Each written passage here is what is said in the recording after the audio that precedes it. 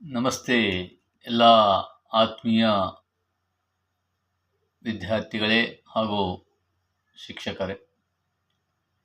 ಕರ್ನಾಟಕ ಶಾಲಾ ಪರೀಕ್ಷೆ ಮತ್ತು ಮೌಲ್ಯ ನಿರ್ಣಯ ಮಂಡಳಿ ಬೆಂಗಳೂರವರ ಪ್ರಕಾರ 23/4/2026 ಮಾರ್ಗಸೂಚಿಯಂತೆ 2026 SSLC ಪರೀಕ್ಷೆ 2ಕ್ಕೆ ಪುನರಾವರ್ತಿತ ಮತ್ತು ಫಲಿತಾಂಶ ಉತ್ತಮಪಡಿಸಿಕೊಳ್ಳುವ ವಿದ್ಯಾರ್ಥಿಗಳು ನೋಂದಣಿ ಮಾಡಿಕೊಳ್ಳುವ ಕುರಿತು ಮಾರ್ಗಸೂಚಿಯನ್ನು ನೀಡಿದ್ದಾರೆ.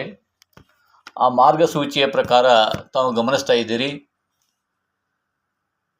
2026 SSLC ಪರೀಕ್ಷೆ 1ಕ್ಕೆ ನೋಂದಾಯಿಸಿಕೊಂಡು ಪರೀಕ್ಷೆಗೆ ಗೈರು ಹಾಜರಾದ ಅಥವಾ ಪೂರ್ಣಗೊಳಿಸದ ಅಥವಾ ಹಿಂದಿನ ಸಾಲಿನಲ್ಲಿ ಉತ್ತೀರ್ಣರಾದ ಹಾಗೂ ಫಲಿತಾಂಶ ಉತ್ತಮಪಡಿಸಿಕೊಳ್ಳುವ ವಿದ್ಯಾರ್ಥಿಗಳಿಗೆ 2026 ಮೇ ಮಾಹೆಯಲ್ಲಿ SSLC ಪರೀಕ್ಷೆ 2 ನಡೆಸಲಾಗುವುದು.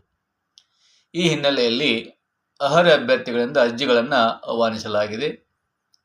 ಇಲ್ಲಿ ಒಂದೇ ನೋಡಿ ತಾವಿರಿ, ಮಾರ್ಗಸೂಚಿ 1, 2025 SSLC ಪರೀಕ್ಷೆ ಪೂರ್ಣಗೊಳಿಸದ ನಾಟ್ ಕಂಪ್ಲೀಟೆಡ್ 2026 ಪರೀಕ್ಷೆ 1ಕ್ಕೆ ನೋಂದಾಯಿಸಿಕೊಂಡು ಗೈರು ಹಾಜರಾಗಿರುವ ಹಾಗೂ ಫಲಿತಾಂಶ ಉತ್ತಮಪಡಿಸಿಕೊಳ್ಳುವ ಅಭ್ಯರ್ಥಿಗಳನ್ನು ಶಾಲಾ ಮುಖ್ಯೋಪಾಧ್ಯಾಯರು ಮಂಡಳಿಯ ಒಂದು ಜಾಲತಾಣದ ಶಾಲಾ ಲಾಗಿನ್ ಮೂಲಕ ಪರೀಕ್ಷೆ 2ಕ್ಕೆ ನೋಂದಣಿ ಮಾಡುವುದಾಗಿದೆ.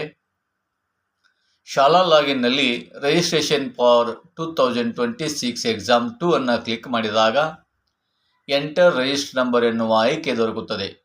ಈ ಆಯ್ಕೆಯಲ್ಲಿ ವಿದ್ಯಾರ್ಥಿಗಳ ನೋಂದಣಿ ಸಂಖ್ಯೆಯನ್ನು ನಮೂದು ಮಾಡಲು ಅವಕಾಶ ನೀಡಲಾಗಿದೆ.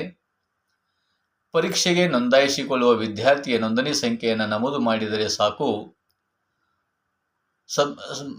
ನಮೂದು ಮಾಡಿ ಸಬ್ಮಿಟ್ ಕೊಟ್ಟಾಗ ಆ ವಿದ್ಯಾರ್ಥಿಯ ಪೂರ್ಣ ವಿವರಗಳು ಗೋಚರವಾಗ್ತವೆ. ಉದಾಹರಣೆಗೆ ವಿದ್ಯಾರ್ಥಿ ಹೆಸರಾಗಿರ್ಬೋದು, ತಂದೆ ಹೆಸರಾಗಿರ್ಬೋದು, ತಾಯಿ ಹೆಸರು, ಮಾಧ್ಯಮ, ದೈಹಿಕ ಸ್ಥಿತಿ, ಜನ್ಮ ದಿನಾಂಕ, ಪರೀಕ್ಷೆಗೆ ತೆಗೆದುಕೊಳ್ಳುತ್ತಿರುವ ವಿಷಯಗಳು ತೆರೆದುಕೊಳ್ಳುತ್ತವೆ. ಪುನರಾವರ್ತಿತ ಅಭ್ಯರ್ಥಿಗಳಿಗೆ ಇವುಗಳಲ್ಲಿ ಯಾವುದೇ ಬದಲಾವಣೆ ಮಾಡಲು ಅವಕಾಶ ಇರುವುದಿಲ್ಲ. ಫಲಿತಾಂಶ ಉತ್ತಮಪಡಿಸಿಕೊಳ್ಳುವ ವಿದ್ಯಾರ್ಥಿಗಳಿಗೆ ತಾವು ಇಚ್ಛಿಸುವ ವಿಷಯಗಳ ಪರೀಕ್ಷೆ ಬರೆಯಲು ವಿಷಯಗಳನ್ನು ಆಯ್ಕೆ ಮಾಡಿಕೊಳ್ಳಲು ಅವಕಾಶ ಇರುತ್ತೆ. 2025 SSLC ಪರೀಕ್ಷೆ ಬರೆದು ಅನುತ್ತೀರ್ಣಗೊಂಡ ವಿದ್ಯಾರ್ಥಿಗಳ ಹಾಗೂ ಮಾರ್ಚ್-ಏಪ್ರಿಲ್ 2026 SSLC ಪರೀಕ್ಷೆ 1ಕ್ಕೆ ನೋಂದಾಯಿಸಿಕೊಂಡು ಪೂರ್ಣಗೊಳಿಸದ ನಾಟ್ ಕಂಪ್ಲೀಟೆಡ್ ಅಂತ ಹೇಳ್ತೀವಿ ಹಾಗೂ ಫಲಿತಾಂಶ ಉತ್ತಮಪಡಿಸಿಕೊಳ್ಳುವ ವಿದ್ಯಾರ್ಥಿಗಳ ಭಾವಚಿತ್ರ ಮತ್ತು ಸಹಿಗಳು ಮಂಡಳಿಯಲ್ಲಿ ಲಭ್ಯವಿದ್ದು, ಸದರಿ ಅಭ್ಯರ್ಥಿಗಳು ಪರೀಕ್ಷೆ 2ಕ್ಕೆ ನೋಂದಾಯಿಸಿಕೊಂಡಲ್ಲಿ ಪುನಃ ಇವರುಗಳ ಭಾವಚಿತ್ರ ಮತ್ತು ಸಹಿಗಳನ್ನು ಅಪ್ಲೋಡ್ ಮಾಡುವ ಅವಶ್ಯಕತೆ ಇರುವುದಿಲ್ಲ ಅಂತಿದೆ. ಎರಡನೇ ಒಂದು ಮಾರ್ಗಸೂಚಿ ನೋಡಿ, ಮಂಡಳಿ ನಿಗದಿಪಡಿಸಿರುವ ಅಂತಿಮ ದಿನಾಂಕ ಸಾರ್ವತ್ರಿಕ ರಜಾ ದಿನ ಎಂಬುದಾಗಿ ಘೋಷಿಸಿದಲ್ಲಿ ಮಾರನೇ ಕೆಲಸ ದಿನವನ್ನು ಕೊನೆಯ ದಿನಾಂಕ ಅಂತ ಪರಿಗಣಿಸಬೇಕು. ಜೊತೆಗೆ ಈ ಕೆಳಗೆ ನಮೂದಿಸಿರ್ತಕ್ಕಂಥ ಮಂಡಳಿ ಅಧಿಕಾರಿಗಳು ಉಸ್ತುವಾರಿ ನಿರ್ವಹಿಸುವ ಜಿಲ್ಲೆಗಳು ವಿವರಗಳನ್ನು ಕೊಟ್ಟಿದೆ. ಸಂಬಂಧಪಟ್ಟ ಹಂಗ ಶಾಲಾ ಮುಖ್ಯಸ್ಥರು ಏನು ಮಾಡಬೇಕು, ತಮ್ಮ ಜಿಲ್ಲೆಗೆ ಸಂಬಂಧಪಟ್ಟಂಥ ಅಧಿಕಾರಿಗಳ ಹೆಸರನ್ನು ಲಕೋಟೆಯ ಮೇಲೆ ತಪ್ಪದೆ ಬರೆಯಬೇಕು. ಜಿಲ್ಲೆ ಅಂದರೆ ತಮ್ಮ ಜಿಲ್ಲೆಗೆ ಸಂಬಂಧಿಸಿದ ಅಧಿಕಾರಿಗಳ ಹೆಸರನ್ನು ಲಕೋಟೆಯ ಮೇಲೆ ತಪ್ಪದೆ ಬರೆಯಬೇಕು. ನೆಕ್ಸ್ಟ್ ನೋಡ್ರಿ, ಪರಿಶಿಷ್ಟ ಜಾತಿ, ಪರಿಶಿಷ್ಟ ವರ್ಗದ ಹಾಗೂ ವಿಭಿನ್ನ ಸಾಮರ್ಥ್ಯವುಳ್ಳ ವಿದ್ಯಾರ್ಥಿಗಳಿಗೆ ಮಾತ್ರ ಪರೀಕ್ಷೆ 2ಕ್ಕೆ ಪರೀಕ್ಷಾ ಶುಲ್ಕದಿಂದ ವಿನಾಯಿತಿ ನೀಡಲಾಗಿದೆ. 2026 SSLC ಪರೀಕ್ಷೆ 1ಕ್ಕೆ ಹೊಸ ಶಾಲಾ ವಿದ್ಯಾರ್ಥಿಯಾಗಿ ನೋಂದಾಯಿಸಿಕೊಂಡು ಪೂರ್ಣಗೊಳಿಸದ ವಿದ್ಯಾರ್ಥಿಗಳಿಗೆ ಮಾತ್ರ ಪರೀಕ್ಷೆ 2ಕ್ಕೆ ಪರೀಕ್ಷಾ ಶುಲ್ಕದಿಂದ ವಿನಾಯಿತಿ ನೀಡಲಾಗಿದೆ.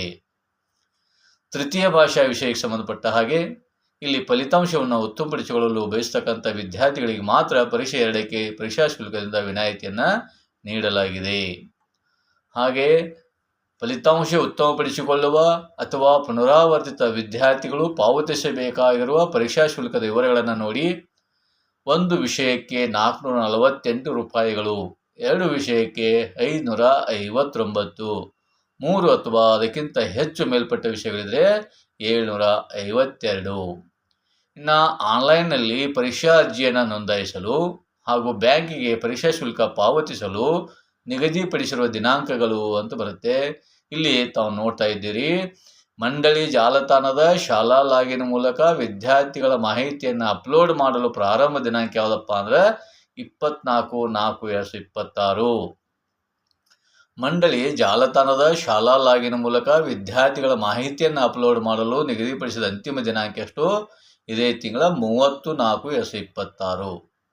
ಮಂಡಳಿ ಜಾಲತಾಣದ ಶಾಲಾ ಲಾಗಿನ್ ಮೂಲಕ ವಿದ್ಯಾರ್ಥಿಗಳ ಪರೀಕ್ಷಾ ಶುಲ್ಕದ ಚಲನ್ ಮುದ್ರಿಸಿಕೊಳ್ಳಲು ನಿಗದಿಪಡಿಸತಕ್ಕಂಥ ದಿನಾಂಕ 2/5/2026. ಕ್ರಮ ಸಂಖ್ಯೆ 3ರಂತೆ ಚಲನ್ ಮುದ್ರಿಸಿಕೊಂಡು ಬ್ಯಾಂಕ್ಗೆ ಜಮಾ ಮಾಡಲು ನಿಗದಿಪಡಿಸಿದ ದಿನಾಂಕ ಅವತ್ತಿಯದ ಮತ್ತು 4ನೇ ತಾರೀಕು ಲಾಸ್ಟ್ ಅದ. 2/5/2026ರಿಂದ 4/5/2026. ಇನ್ನು 6ನೇ ಮಾರ್ಗಸೂಚಿ ನೋಡಿ. ಪರೀಕ್ಷಾರ್ಥಿಗಳ ಪರೀಕ್ಷಾ ಶುಲ್ಕವನ್ನು ಪಾವತಿಸಲು ಮತ್ತು ಆನ್ಲೈನ್ನಲ್ಲಿ ಅಭ್ಯರ್ಥಿಗಳ ವಿವರಗಳನ್ನು ನೋಂದಾಯಿಸಲು ಮೇಲೆ ನಿಗದಿಪಡಿಸಿರುವ ದಿನಾಂಕದ ನಂತರ ಜಾಲತಾಣದಲ್ಲಿ ಅಪ್ಲೋಡ್ ಮಾಡಲು ಅವಕಾಶ ಇರೋದಿಲ್ಲ. ಇನ್ನು 7ನೇ ಮಾರ್ಗಸೂಚಿ ಏನದ? ಇತರೆ ಶಾಲೆಯ ವಿದ್ಯಾರ್ಥಿಗಳ ಅರ್ಜಿಗಳನ್ನು ಯಾವುದೇ ಕಾರಣಗಳಿಂದ ತಮ್ಮ ಶಾಲೆಯ ಮುಖೇನ ಸಲ್ಲಿಸುವುದನ್ನು ಕಡ್ಡಾಯವಾಗಿ ನಿಷೇಧಿಸಲಾಗಿದೆ. 8ನೇ ಮಾರ್ಗಸೂಚಿ ನೋಡಿ. 2026 ಪರೀಕ್ಷೆ 1ರಲ್ಲಿ ಪೂರ್ಣಗೊಳಿಸದ ಹಾಗೂ ಫಲಿತಾಂಶ ಉತ್ತಮಪಡಿಸಿಕೊಳ್ಳುವ ಮತ್ತು ಪುನರಾವರ್ತಿತ ಅಭ್ಯರ್ಥಿಗಳು ಛಾಯಾಪ್ರತಿ ಮರುಮೌಲ್ಯಮಾಪನಕ್ಕೆ ಅರ್ಜಿ ಸಲ್ಲಿಸಿದಲ್ಲಿ ಫಲಿತಾಂಶಕ್ಕಾಗಿ ಕಾಯದೆ 2026 SSLC ಪರೀಕ್ಷೆ 2ಕ್ಕೆ ನಿಗದಿತ ದಿನಾಂಕದೊಳಗೆ ನೋಂದಾಯಿಸಿಕೊಳ್ಳುವುದು ಕಡ್ಡಾಯವಾಗಿರುತ್ತದೆ. ಶಾಲಾ ಮುಖ್ಯಸ್ಥರು ಆನ್ಲೈನ್ನಲ್ಲಿ ಅರ್ಜಿ ಸಲ್ಲಿಸುವ ಅಭ್ಯರ್ಥಿಗಳ ಶುಲ್ಕವನ್ನು ಮಂಡಳಿ ಜಾಲತಾಣದ ಶಾಲಾ ಲಾಗಿನ್ನಲ್ಲಿ ಚಲನ್ ಜನರೇಟ್ ಮಾಡಿಕೊಂಡು ರಾಷ್ಟ್ರೀಕೃತ ಬ್ಯಾಂಕ್ನಲ್ಲೇ ಜಮಾ ಮಾಡಬೇಕು. ಮಾರ್ಗಸೂಚಿ 10 ಏನು ಹೇಳುತ್ತೆ ನೋಡಿ. 2026 SSLC ಪರೀಕ್ಷೆ 2ರ ವೇಳಾಪಟ್ಟಿಯನ್ನು ಮಂಡಳಿ ಜಾಲತಾಣದಲ್ಲಿ ಪ್ರಕಟಿಸಲಾಗಿದ್ದು ಡೌನ್ಲೋಡ್ ಮಾಡಿಕೊಳ್ಳಲು ತಿಳಿಸಿದೆ ಅಂತದ. ಜೊತೆಗೆ ತಮಗೆ ಹೆಚ್ಚಿನ ಮಾಹಿತಿಗಾಗಿ ಏನು ಮಾಡಿದಾರಪ್ಪ ಅಂದ್ರೆ ಇಲ್ಲಿ ಪರಿಶೀಲನಾ ಅಧಿಕಾರಿಗಳನ್ನು ನೇಮಕ ಮಾಡಿದ್ದಾರೆ. ಇಲ್ಲಿ ಶಾಖೆಗೆ ಅನುಗುಣವಾಗಿ FGHIJKLM N ಅಂತಿದೆ ನೋಡ್ರಿ. ಇಲ್ಲಿ ಕೆಲವೊಂದು ಜಿಲ್ಲೆಗಳ ಹೆಸರು ಕೊಟ್ಟಿದ್ದಾರೆ. ಅವುಗಳ ಮುಂದೆ ದೂರವಾಣಿ ಸಂಖ್ಯೆಯನ್ನು ಕೊಟ್ಟಿದ್ದಾರೆ. ತಮಗೇನಾದರೂ ಮಾಹಿತಿ ಬೇಕಾದರೆ ಇವರನ್ನು ನಾವು ಸಂಪರ್ಕಿಸಬಹುದು. ಇನ್ನು ವಿಶೇಷ ಸೂಚನೆಯನ್ನು ನೋಡ್ರಿ. ಈ ಅಧಿಸೂಚನೆಯಲ್ಲಿ ವಿವರಿಸಿರುವ ಎಲ್ಲ ಅಂಶಗಳನ್ನು ಮನನ ಮಾಡಿಕೊಂಡು ಮಾರ್ಚ್-ಏಪ್ರಿಲ್ 2026 SSLC ಪರೀಕ್ಷೆ 1ಕ್ಕೆ ಗೈರು ಹಾಜರಾದ ವಿದ್ಯಾರ್ಥಿಗಳು ಅಥವಾ ಪೂರ್ಣಗೊಳಿಸಲಾಗಿಲ್ಲದ ನಾಟ್ ಕಂಪ್ಲೀಟೆಡ್ ವಿದ್ಯಾರ್ಥಿಗಳು ಅಥವಾ ಫಲಿತಾಂಶ ಉತ್ತಮಪಡಿಸಿಕೊಳ್ಳುವ ವಿದ್ಯಾರ್ಥಿಗಳು ಹಾಗೂ ಪುನರಾವರ್ತಿತ ಅಭ್ಯರ್ಥಿಗಳು 2026 ಮೇ ತಿಂಗಳ ಪರೀಕ್ಷೆ 2ಕ್ಕೆ ನಿಗದಿತ ಸಮಯದೊಳಗೆ ನೋಂದಾಯಿಸಿಕೊಳ್ಳಲು ಅಗತ್ಯ ಕ್ರಮ ಕೈಗೊಳ್ಳಲು ತಿಳಿಸಿದೆ. ಪರೀಕ್ಷೆ 2ರ ನೋಂದಣಿ ಇತ್ಯಾದಿ ವಿಷಯಗಳ ಕುರಿತು ಯಾವುದೇ ಮಾಹಿತಿ ಪಡೆಯಲಿಕ್ಕೆ ತಮಗೆ ಕೆಲವೊಂದು ಸಹಾಯವಾಣಿ ಸಂಖ್ಯೆಗಳನ್ನು ಕೊಟ್ಟಿದ್ದಾರೆ. ಅವುಗಳನ್ನು ತಾವು ಇಲ್ಲಿ ಗಮನಿಸಿ ಇವರಿಗೆ ಫೋನ್ ಮಾಡಿ ತಮ್ಮ ಒಂದು ಸಮಸ್ಯೆಯನ್ನು ಬಗೆಹರಿಸ್ಕೋಬಹುದು ಅಂತಕ್ಕಂಥದ್ದನ್ನು ಅಧ್ಯಕ್ಷರು ಕರ್ನಾಟಕ ಶಾಲಾ ಪರೀಕ್ಷಾ ಮೌಲ್ಯ ನಿರ್ಣಯ ಮಂಡಳಿಯವರು ಕೊಟ್ಟಿದ್ದಾರೆ. ಇಷ್ಟು ಇಲ್ಲಿಯವರೆಗೆ ಪರೀಕ್ಷೆ 2ಕ್ಕೆ ಸಂಬಂಧಪಟ್ಟಂಥ ಒಂದು ಮಾಹಿತಿ ಹಂಚಿಕೊಂಡಿದ್ದಕ್ಕೆ ತಾವು ಕೇಳಿಕೊಂಡಿದ್ದಕ್ಕೆ ತುಂಬ ಧನ್ಯವಾದಗಳು.